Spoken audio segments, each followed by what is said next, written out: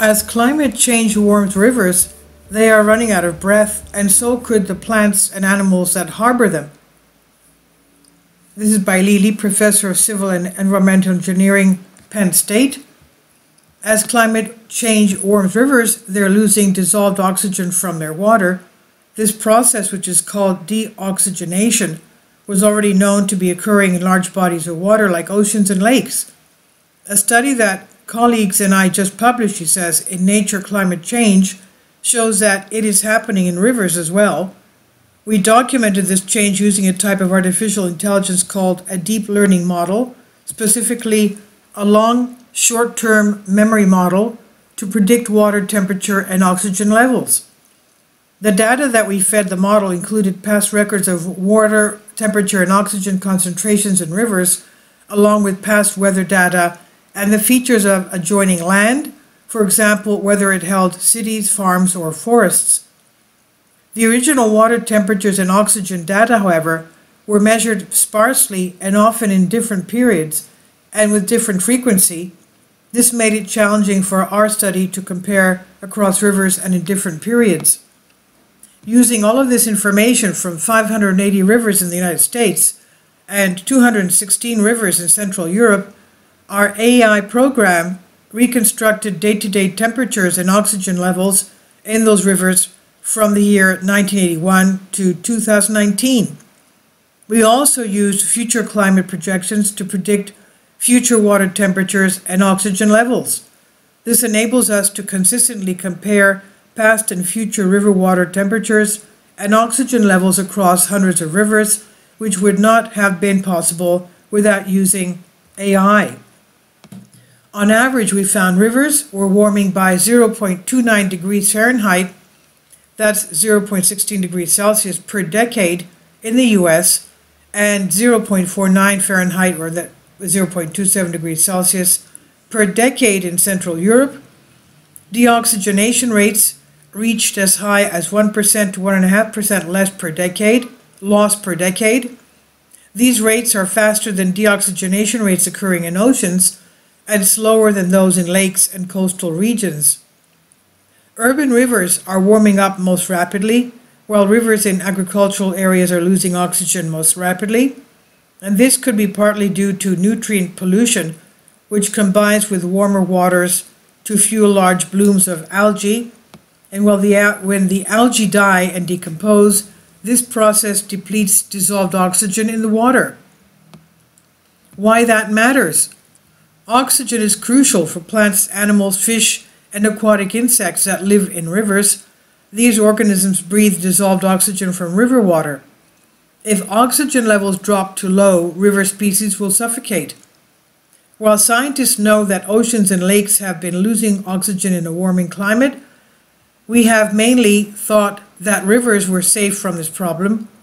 Rivers are shallow and fast-moving. Water can absorb oxygen directly from the air more rapidly than standing water. Rivers also harbor plants that make oxygen. The health of rivers affects everything in and around them, from aquatic life to humans who rely on the rivers for food, water, transportation, and recreation. Warming rivers with low oxygen could suffer fish die-offs and degraded water quality. Fisheries, tourism, and even property values along rivers could decline, affecting livelihoods and economies. As the air warms in a changing climate, rivers will also become warmer. As a liquid's temperature increases, its capacity to hold gases declines. This means that climate change will further reduce dissolved oxygen in river water. At extreme levels, the process can create dead zones where fish and other species can't survive.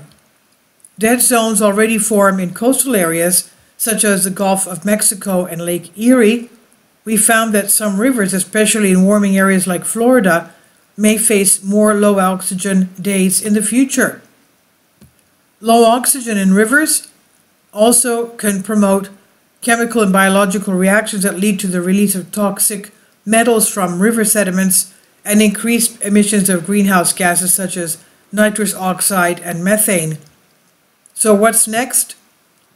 Most of our data on dissolved oxygen was collected during the day when plants in rivers are actively making oxygen through photosynthesis powered by sunlight. This means that our findings may underestimate the low oxygen problem. At night, when plants are not producing oxygen, dissolved oxygen levels could be lower. I see this research as a wake-up call for more study of how climate change is affecting river water quality worldwide. Better monitoring and more analysis can make the full scope of river deoxygenation clearer.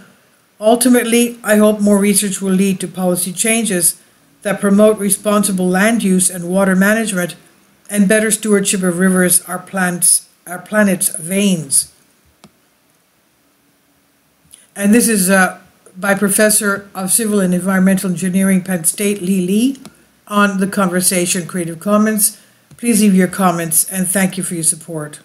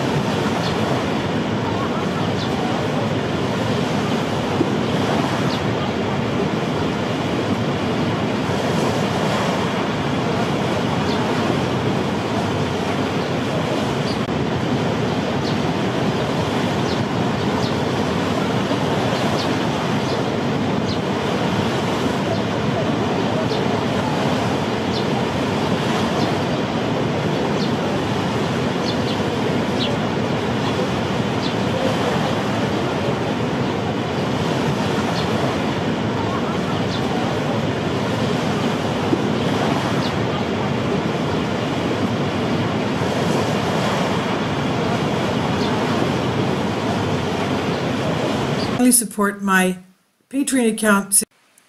The daily posts are 5 videos daily, and they are totally different from what I have on my YouTube channel.